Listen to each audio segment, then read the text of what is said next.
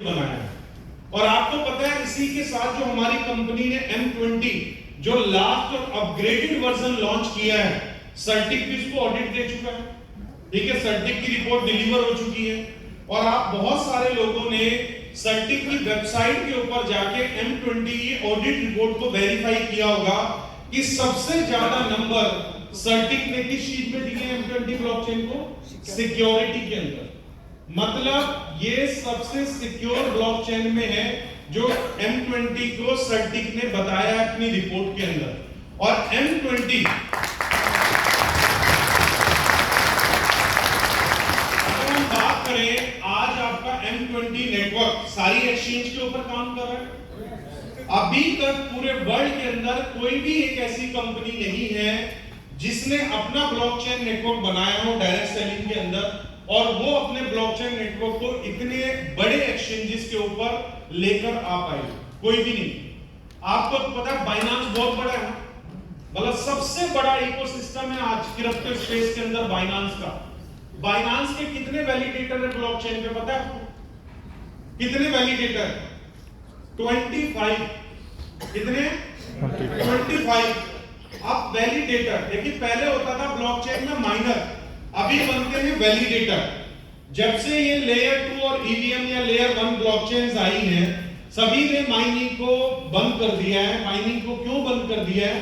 क्योंकि mining eco friendly नहीं है, नेचर फ्रेंडली नहीं है। क्योंकि माइनिंग करने के लिए आपको इलेक्ट्रिसिटी की ज्यादा जरूरत है। तो अभी M20 ब्लॉकचेन ऐसे सॉलिडिटी प्रोग्राम पे बनी है जहां पर आपको चाहिए वैलिडेटर, जिसपे अगर मैं सबसे बड़ी ब्लॉकचेन की बात करूं तो कौन सी है? इथेरियम सबसे बड़ी ब्लॉकचेन। ठीक है, इसको मदर ब्लॉकचेन बोला जाता है। तो इथेरियम जो है वो भी मतलब वैलिडेटर के ऊपर चल रहा है। बाइनांस भी वैलिडेटर के ऊपर चल रहा है। जितनी भी आप बड़ी ब्लॉकचेन देखेंगे सब वैलिडेटर बेस्ड चल रही है।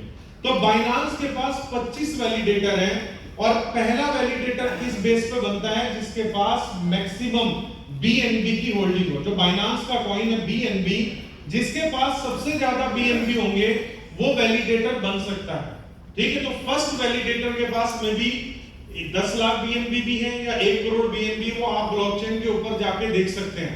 अब आपको पता है हमारी ब्लॉकचेन पे कितने वैलिडेटर हैं? हमारी ब्लॉकचेन पे 21 नहीं है। हमारी ब्लॉकचेन पे जो कंपनी की तरफ से, देखिए वो पब्लिकली है, लेकिन हमारी कंपनी अभी अपनी ब्लॉकचेन पे 10 वैलिडेटर रन कर रही है। ये 10 वैलिडेटर का काम क्या होता है? ये 10 अलग अलग सर्वर है। अगर कोई भी सर्वर ड्रॉप डाउन हो जाए या किसी भी कोई टेक्निकल चैलेंज आ जाए, क्योंकि टेक्नोलॉजी में कभी भी चैलेंज आ सकता है, तो किसी का ट्रांजैक्शन में कोई इंटरप्शन नहीं होना चाहिए। ठीक है, इतनी डिटेल में हमारी कंपनी सोच के चल रही है। और आने वाले अगले 2 महीने या 3 महीने या 6 महीने में आप देखेंगे कि हमारे जो वैलिडेटर है ब्लॉकचेन के, वो 20+ मार्केट में काम कर रहे होंगे। और हमारा जो ब्लॉक साइज 5 सेकंड्स में बन रहा है, ठीक है ना, उसी के दौरान अगर आप 1000 नहीं 10,000 ट्रांजैक्शन भी उस सेकंड में करना चाहते हैं तो वो हमारी ब्लॉकचेन के ऊपर हो सकती है। अभी सबसे बड़ा चैलेंज क्या है मार्केट के अंदर? लोएस्ट फी। क्या चैलेंज है ब्लॉकचेन के ऊपर? लोएस्ट फी। तो लोएस्ट फी की वजह से अभी पॉलीगन ऊपर आया है। क्या है? Polygon blockchain. आपको पता है ट्रोन ब्लॉकचेन पॉपुलर किस लिए था? सबसे कम फीस की वजह से, सबसे कम ट्रांजैक्शन फी की वजह से। अभी ट्रोन के ऊपर एक ट्रांजैक्शन करने में लगते हैं $2.5। कितने लगते हैं? $2.5। तो जिसकी वजह से अभी कोई भी रनिंग प्रोजेक्ट हो वो क्या करता है? वो दूसरी ब्लॉकचेन पे अपने आप को स्विच कर लेता है। क्योंकि कोई आदमी अगर $10 का एसेट ही ट्रांसफर कर रहा है तो उसको तो 25% कॉस्ट आ गई उस $10 को ट्रांसफर करने के लिए। जैसे कई लोगों को चैलेंज था इथेरियम ब्लॉकचेन के साथ, तो अभी लोग पॉलीगन के साथ जा रहे हैं क्योंकि पॉलीगन पे सेंस में। लेकिन आपको पता है अगर कोई प्रोजेक्ट M20 ब्लॉकचेन के ऊपर आता है तो उसकी एक M कॉइन के अंदर कितनी ट्रांजैक्शन हो सकती है? पता आपको इस बात को? एक कॉइन के अंदर 4000+ ट्रांजैक्शन हो सकती है, 4000+। अगर आपने अपने वॉलेट में मान लो उसके ऊपर M20 के ऊपर आपने XYZ नाम से टोकन बनाया, और आपने अपनी कम्युनिटी पे स्प्रेड किया, या कोई भी कंपनी बना के M20 ब्लॉकचेन पे अपना कॉइन चलाती है, तो उसके एक कॉइन के अंदर 4000 ट्रांजैक्शन हो सकते हैं, जो अभी तक की सबसे लोएस्ट फी है, सबसे लोएस्ट। और अभी जो टोकन 2049 हुआ है, आपने वहां पर किसी और कंपनी को देखा टोकन 2049 में? वहां पर सारी कंपनीज थी ट्रेडिशनल, कोई भी डायरेक्ट सेलिंग कंपनी, एक सिंगल कंपनी भी टोकन 2049 तक नहीं पहुंच पाई। क्यों नहीं पहुंच पाई पता आपको? वो ना इस इंडस्ट्री का आईना है। वो इवेंट क्या है? आईना है। और आईना कभी झूठ नहीं बोलता। कहावत है ना कि जब आप शीशे के सामने खड़े हो जाएंगे तो शीशा जो है वो सामने झूठ नहीं बोलेगा, मतलब आप अपने आप को देखते हैं।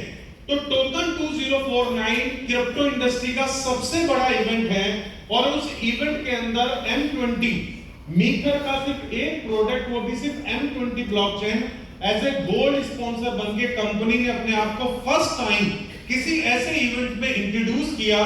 और उसी फर्स्ट टाइम इंट्रोड्यूस करने के बाद वहां पर वो चीज हुई जो शायद आज तक किसी भी प्रोजेक्ट के साथ नहीं हुई, किसी भी प्रोजेक्ट के।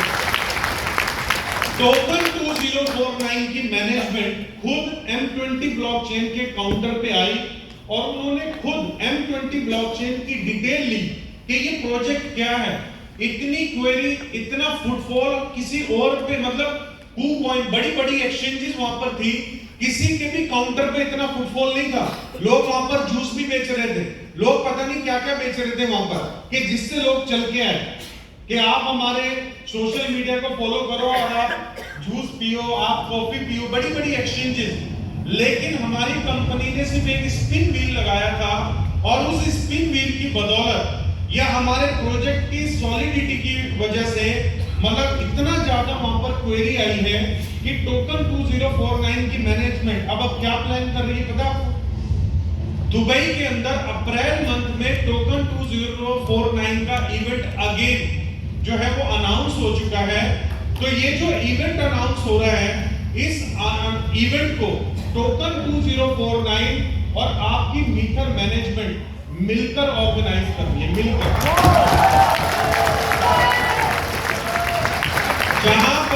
जहां पर बाइनांस भी स्पॉन्सरशिप खुद लेता है। बाइनांस भी अगर वहां पर आएगा ना, तो अपनी प्लैटिनम या बड़ी स्पॉन्सरशिप लेके आएगा। जैसे कई बड़े बड़ी एक्सचेंजेस ऑफर करते हैं उस इवेंट में आके कि आज का आफ्टरनून का लंच हमारी तरफ से, क्योंकि बड़े हैं ना, जाहिर सी बात है। तो मुझे लगता है कि जो ये प्राउड मूवमेंट हमने सिंगापुर में फील किया, अब दुबई सभी के लिए जाना बहुत इजी है, इजी वीजा मिलता है, कॉस्टिंग भी कम आएगी। तो अप्रैल मंथ के अंदर जो ये टोकन 2049 होने वाला है, और इसके बाद जो हमारी डेस्टिनी है वो क्या है? ठीक है, हमारी जो फाइनल, जो हमारा ड्रीम है हम सभी का, कि हमारा जो कॉइन है, हमारा जो एसेट है, वो बाइनांस के ऊपर एज ए ट्रेडेबल होना चाहिए। लोग बाइनांस के ऊपर ट्रेड करें। तो नेक्स्ट ईयर 2024 आप ग्रोथ नहीं देखेंगे। आपके नेक्स्ट ईयर 2024 के सक्सेस डे से पहले आपका जो एम कॉइन है वो एज वेल स्पोर्ट में जो ट्रेड हो ही रहा होगा, बाइनांस के फ्यूचर मार्केट में भी ट्रेड होगा।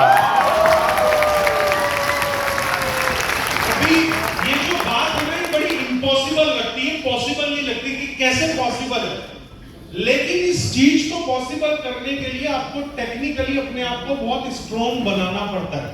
तो हमारी कंपनी ने किस टीम से M20 ब्लॉकचेन पे काम करा है पता आपको? शायद आपने वो वॉलेट का नाम भी नहीं सुना होगा। मैं इस इंडस्ट्री में 2013 से हूं। सबसे पहले डेस्कटॉप वॉलेट है एक्सोडॉस के नाम से, EXODUS, ठीक है।